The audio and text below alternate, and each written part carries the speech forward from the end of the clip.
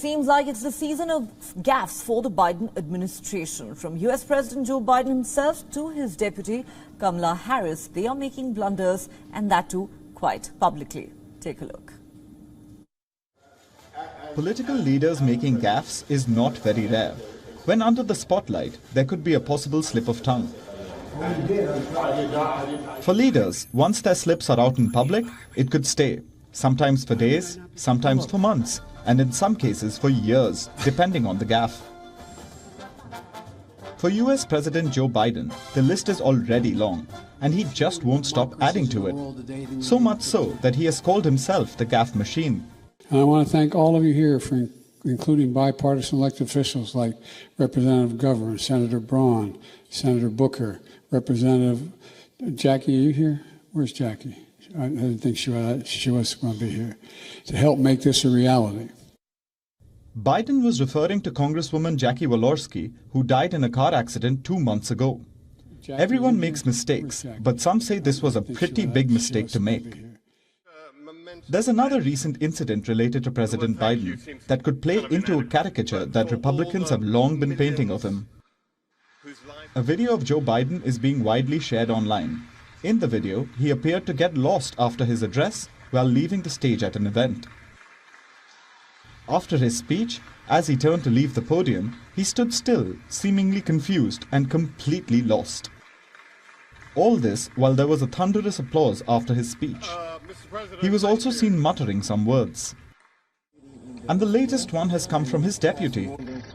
While on a visit to the DMZ during her trip to Seoul, this is what she said. So the United States shares a very important relationship, which is an alliance with the Republic of North Korea, As the videos go viral over social media, Joe Biden and his administration are not just being mocked online, but are also facing serious backlash. While it has been a week of gaffes for the Biden administration, for now, all they can really hope for is for people to get over it soon. Bureau Report, WION, World is One. Help make this a reality.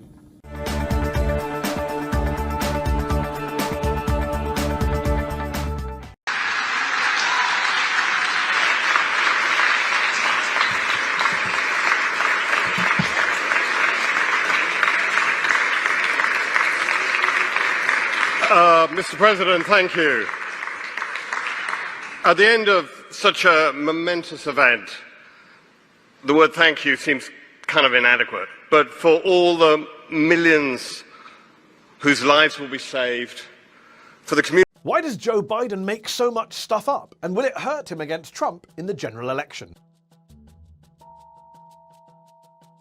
There's much talk online, especially among Bernie Sanders supporters, about whether Joe Biden is in cognitive decline, whether he has dementia, why he's so incoherent. Now, I'm no doctor, I'm not going to make a medical diagnosis, apart from to say that in terms of his speech and his memory, there's clearly undeniably been a lot of decline in recent years. My name's Joe Biden, I'm a Democratic candidate for the United States Senate. But today, forget the weird stuff that Biden says that doesn't make any sense. We hold these truths to be self-evident. All men and women created by you know the thing. Forget all of that though, and focus on his falsehoods. The fact that he just makes stuff up, that he does seem to be a fabulist. Here are just 5 examples. Number 1, his arrest in apartheid South Africa. The former vice president said 3 times during the month of February alone that he got arrested trying to see Nelson Mandela in prison. I had the great honor of meeting him. I had the great honor of being arrested with our UN ambassador on the streets of Soweto trying to get to see him on Robbins Island. Except it's a lie. Biden himself was forced to fess up on CNN. When I said arrested, I meant I was not able to move. Cops, Afrikaners would not let me go with them, made me stay where I was. I guess I wasn't arrested, I was stopped. To be clear, he didn't misspeak, he didn't misremember, it wasn't a gaffe, it was a lie. And a really bad one, because he even claimed at one point last month that Mandela later thanked him for getting arrested. Number 2, there's the silver star that never was. Over the years, Biden has told a moving but false war story in speeches and at rallies. He did it in New Hampshire last August. This guy climbed down a ravine, carried this guy up on his back under fire, and the general wanted me to pin the silver star on him. I got up there and stand and said, God's truth, my word is a Biden. He stood at attention. I went to pin him. I said, sir, I don't want the damn thing. Do not pin it on me, sir. Please, sir. Do not do that. He died. He died. He didn't pin the medal on the guy, who wasn't a Navy captain. He just made it up. And Biden has told this story time and again over the years, changing the details in it ever so slightly on each occasion. So sorry, it's not a gaffe. It's pure misrepresentation. Then there's Iraq, where the former vice president says he only voted for the war because the Bush administration tricked him. I made a mistake. I said it 14 years ago. I trusted George Bush to keep his word. He said he was not going to go into Iraq. Except Biden was calling for war with Saddam Hussein in 1998. The only way we're going to get rid of Saddam Hussein, and it's going to require guys like you in uniform to be back on foot in the desert, taking taking Saddam down. He also says now that he opposed the Iraq war as soon as it started. From the moment shock and awe started, from that moment, I was opposed to the effort and I was outspoken. A complete fabrication. Here he is several months after the invasion began, praising both the war and George Bush. Some of my own party have said that it was a mistake to go to Iraq in the first place. But the cost of not acting against Saddam, I think, would have been much greater. The President of the United States is a bold leader and he is popular. Again, Biden just makes stuff up. He makes demonstrably false claims without an iota of shame. Number 4, there's Biden's role in the civil rights movement, which is pretty easy to summarize. He didn't have one. When I marched in the civil rights movement, I marched with tens of thousands of others to change attitudes. And we changed attitudes. When I was about the age of the guy standing over there, I got involved in the civil rights movement. He knows it's untrue. Don't take my word for it. Take his. I was not an activist. I was not out marching. I was not down in Selma. I was not anywhere else. Imagine as a white guy lying about your role in the civil rights struggle. Finally, you all know that Biden had to quit his 1988 campaign after he was caught plagiarizing parts of his stump speech. But Biden also lied about his grades. I think I probably have a much higher IQ than you do, I suspect. The first year in law school, I decided I didn't want to be in law school and ended up in the bottom 2/3 of my class, and then decided I wanted to stay, went back to law school, and in fact ended up in the top half of my class. In fact, he graduated 76th in a law school class of 85 students. Oh dear, pretending that you're smarter than you are and inflating your academic success. Who does that remind you of? I've also heard I was first in my class at the Wharton School of Finance. And sometimes when you hear it, you don't say anything. You just let it go. Trump didn't come top of his class either. Obviously, though, Biden is no Trump. No one can compare to a serial fabricator like the president, who's told more than 16,000 lies since coming to office. But look, saying the former vice president is not as dishonest or as deluded as the current president is just not good enough. It isn't. It's lowering the bar beyond belief. And the evidence is in. Joe Biden has a habit of making things up. And it's not just wrong, it'll hurt him. Because if you think the guy who made up getting arrested in South Africa, who falsely claimed to have marched in the civil rights movement, if you think he's the safe candidate against Trump, then I'm sorry, but you're lying to yourself.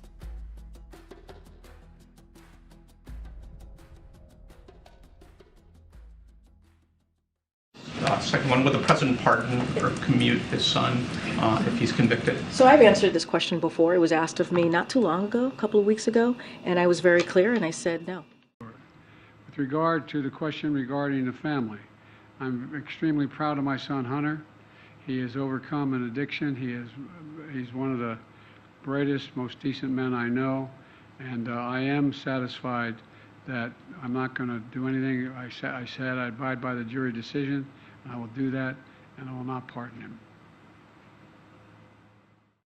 Second one, would the president pardon or commute his son if he's convicted? So I've answered this question before. It was asked of me not too long ago, a couple of weeks ago, and I was very clear and I said no. With regard to the question regarding the family, I'm extremely proud of my son Hunter. He has overcome an addiction.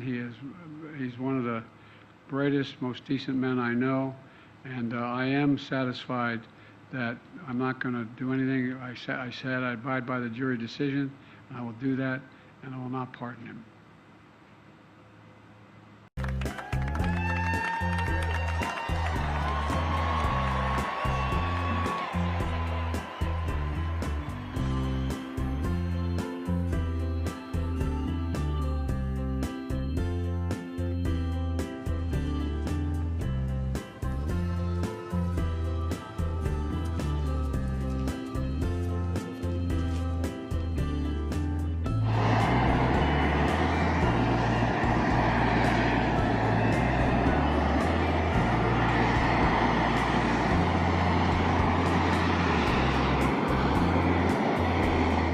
We put a cap, $2,000 a year on prescription drugs for seniors, no matter what their cost. 2, 10, 12, 15. Oops, stepping on them. It's black. Anyway, no matter what the cost, and some cancer drugs cost as much as that.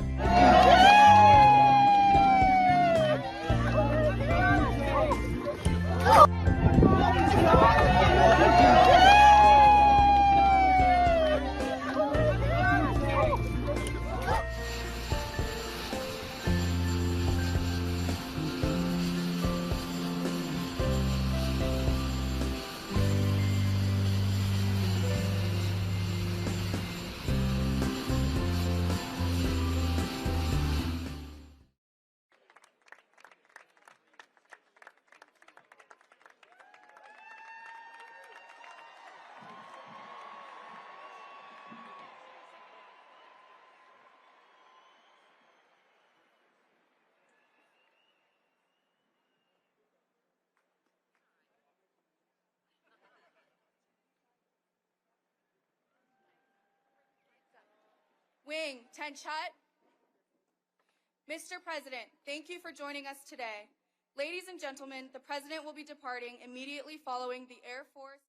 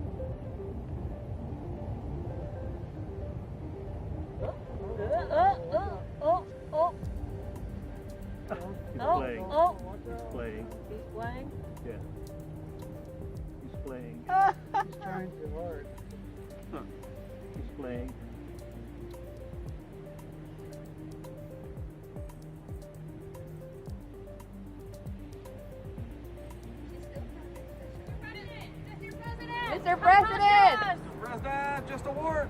Mr. President, what are you going to say to Trump on Wednesday? Whoa. Mr. President, what are you going to talk with Trump on Wednesday?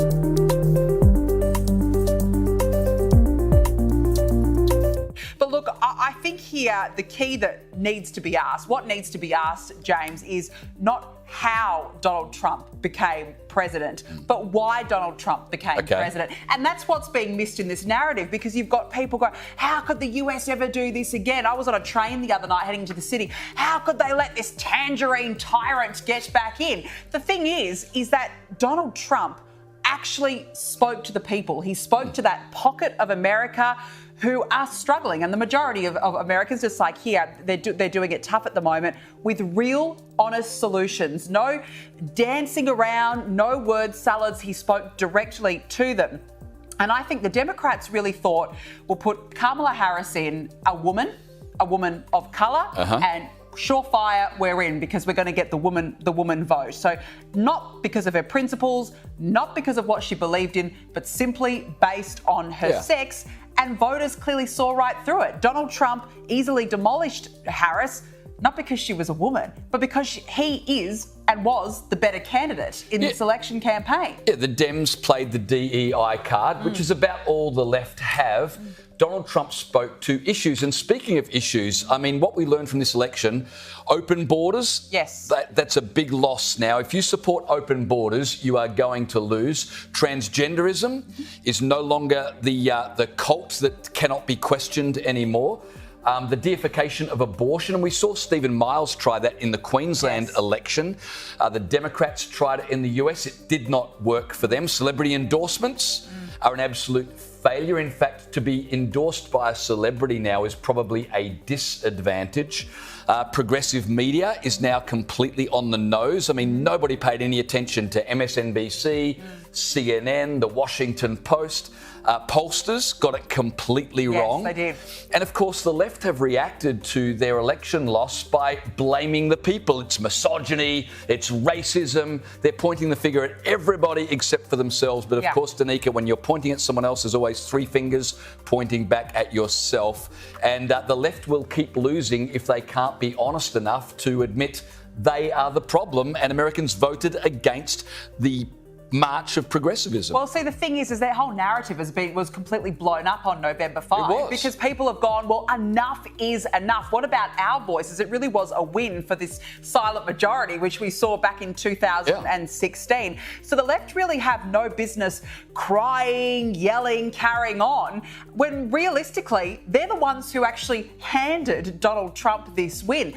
I also think it's a vote against the establishment. It's a vote against constant people. It's like Big Brother, always looking at you, censorship. I mean, Donald Trump's already come out and said, we're done with censorship. Let's bring back free speech. Thank goodness for that.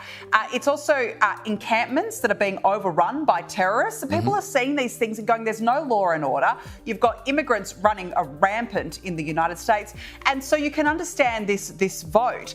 And it's not misogynistic. It is not misogynistic to want to get a job. It's not misogynistic to want to be able to pay your bills, to look after your family. And this is where the Democrats just got it so wrong from the very beginning. You mentioned Donald Trump's commitment to free speech, and that's the other winner out of this election that not many people have spoken about is Elon Musk. Yes. I mean, if it wasn't for Elon Musk having purchased Twitter a couple of years ago, and I mean, he copped enormous criticism for that, but Elon Musk has reinvented social media.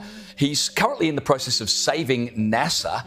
I mean, Elon Musk has gone from sort of billionaire to, I heard someone describe him recently, he's the modern day Leonardo da Vinci. He really is reinventing culture, and his standing has certainly increased his status. We as a ended result up of in the this family election. photo after that victory speech. You saw Elon Musk, but it's true because Kamala Harris relied so heavily on these celebrities. And it was laughable. Some of them were linked to Sean Diddy Combs, for example. I mean, it was a complete joke from the very beginning. And then here's Elon Musk, this hero, out of everything, and I think he's a real winner.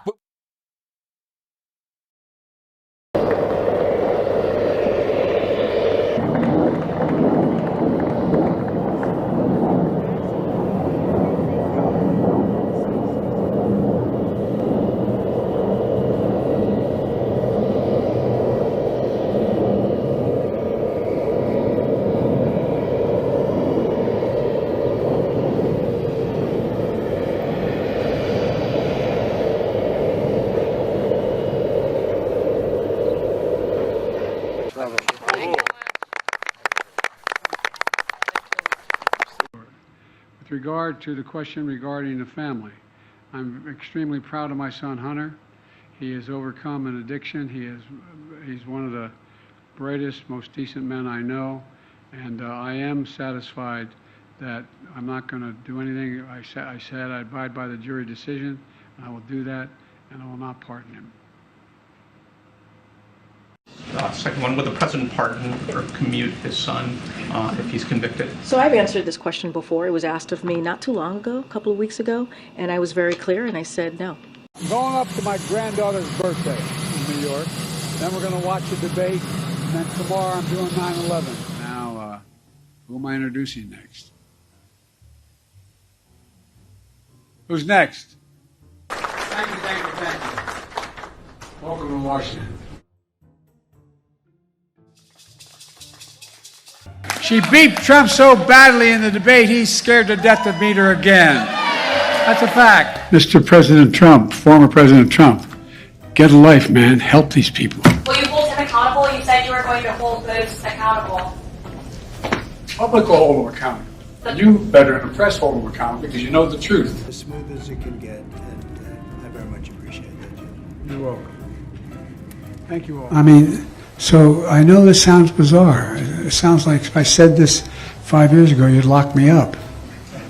We got to lock him up. Politically lock him up.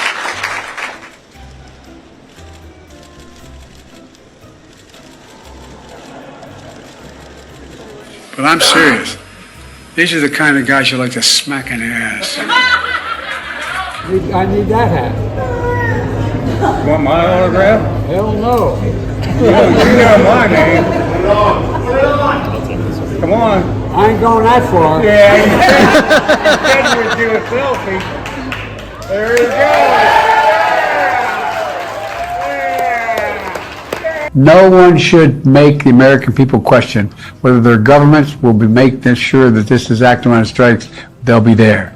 We will, all of us. Eric Dean of the Iron Workers.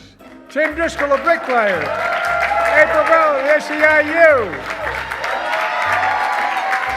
And to the Gila Indian River community, the Gila, nothing wrong with me. Senator Chris Von Halen. What the hell's his name? He's new. Chris and I have been doing this for so many years now, it's getting old. Or at least I'm getting old. I'm Joe Biden's husband. And you can see she doesn't have any strong notions or ideas. You know, teaching is not the Puerto Rican that I know, or Puerto Rico where I'm in my home state of Delaware. They're good, decent, honorable people. The only garbage I see floating out there is his supporters. His demonization of things is unconscionable, and it's un-American. It's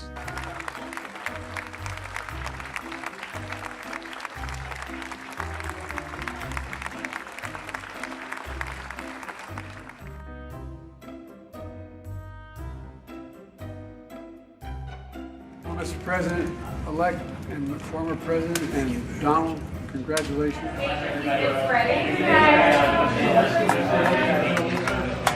How was your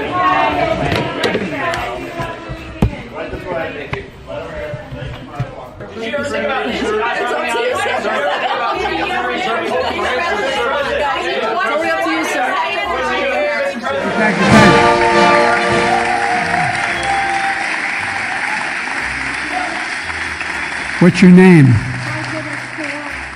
Oh, is that right? All right. Well, thanks for being here. Have a seat, everyone. Remember the last guy when he was president, he said he had every week, we're going to have infrastructure week.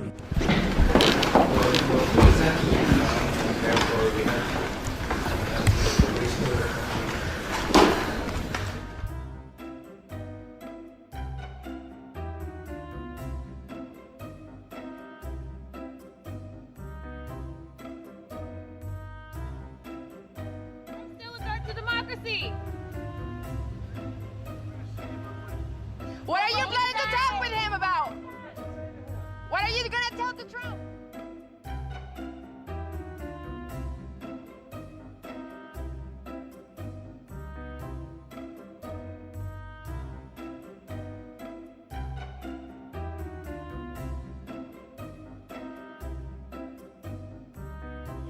vai para o outro lado.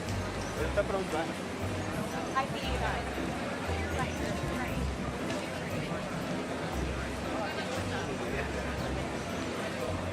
We felt over the next 10 years. We have legislation we passed. It's just only now just really kicking in. What do the states in the storm zone need, Mr. President? Okay? What do the states in the storm zone, what do they need after what you saw today? Oh, in the storm zone? Yes, sir. I'm wondering what storm you're talking about. They're getting everything they need. They're very happy across the board.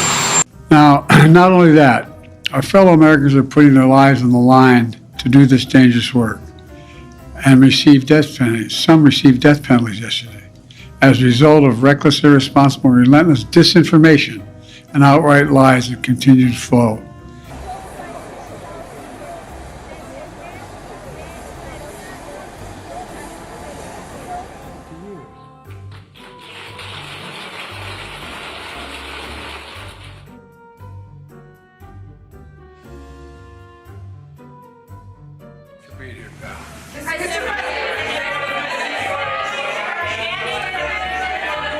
President Biden, do you think that you can get a hostage deal by the end of your term? You think you can get hit in the head by a camera behind you?